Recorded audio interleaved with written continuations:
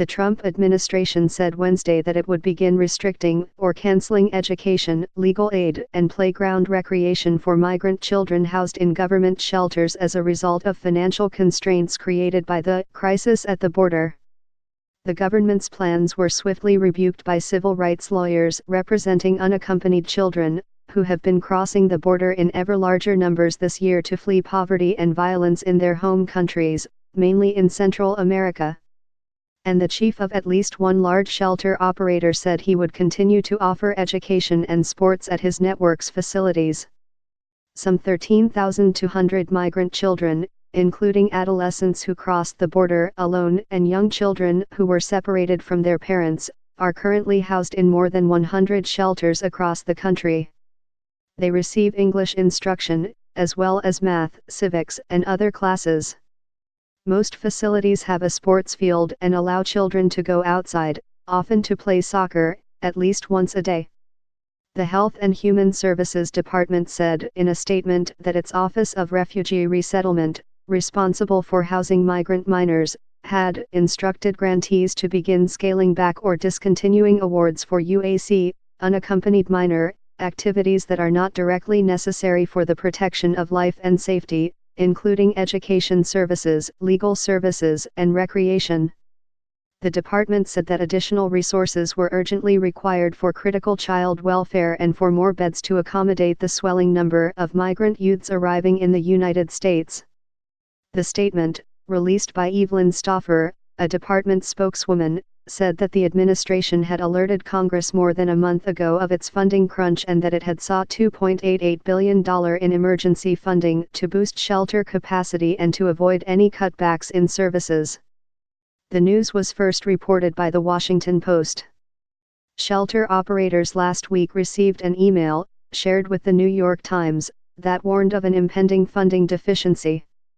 The Unaccompanied Children program is currently operating under a deficiency, it said. As a result, all costs budgeted for recreational or educational activities are hereby restricted from drawdown. It added that the restriction applies only to funds awarded after May 22, 2019, and would remain in effect until further notice.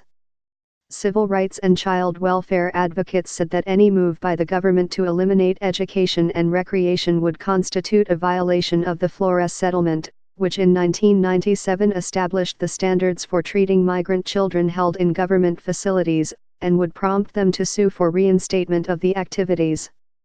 If this administration goes forward with denying education, recreation, and other unspecified so-called non-essential services, it would be in flagrant violation of the Flores Settlement and will face immediate legal action, said Neha Desai, co-counsel on the settlement decree, who visits government shelters to ensure compliance.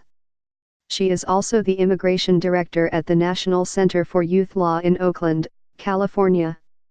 To those of us whose job it is to promote the health and safety of children, this is a shocking directive, said Amy Cohen, a psychiatrist who consults for the Flores team and regularly interviews children at shelters. It violates every tenet of basic child welfare practice and will further harm the medical and psychological health of children fleeing extraordinarily dangerous circumstances in their home countries. After being intercepted by Border Patrol, migrant children are sent to government-licensed shelters across the country, where they remain until a sponsor, typically a relative already living in the United States, can prove that she or he is fit to care for the child.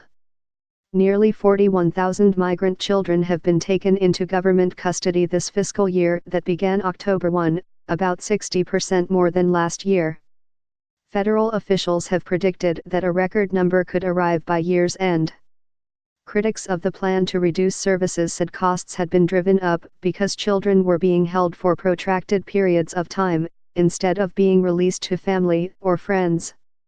The current length of stay, ranging from about 50 to 75 days, is twice as long as it was during the Obama years, according to Dr. Cohen. I have interviewed children held for more than a year despite a fully competent and willing family sponsor, Dr. Cohen said.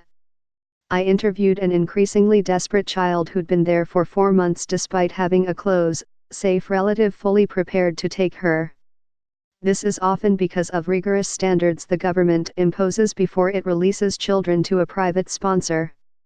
In some cases, sponsors' homes are deemed by government-contracted social workers to be inadequate to receive a child, often because they are very modest. In other cases, potential sponsors, such as aunts and uncles, struggle to prove a pre-existing bond with a child for lack of such items as a photograph, even when both the child and family members back home confirm a connection. In testimony before a House Appropriations Subcommittee in April, Health and Human Services Secretary Alex Azar said that the system was running out of beds and cautioned that at the current pace of arrivals, available funding would not suffice. "We need help," he said. Educational and recreational activities ensure that children are engaged during much of the day, and help to avert behavioral problems, shelter operators say. At least one operator said he would resist canceling educational and recreational activities, which were important for the children's well-being. "We have not and we are not going to curtail recreation and education. We just can't do that," said Kevin Dinnan, president of BCFS, the second largest shelter network, which houses about 1,000 children in facilities in Texas. "We will have to use reserve funds until the government figures out what they are going to do."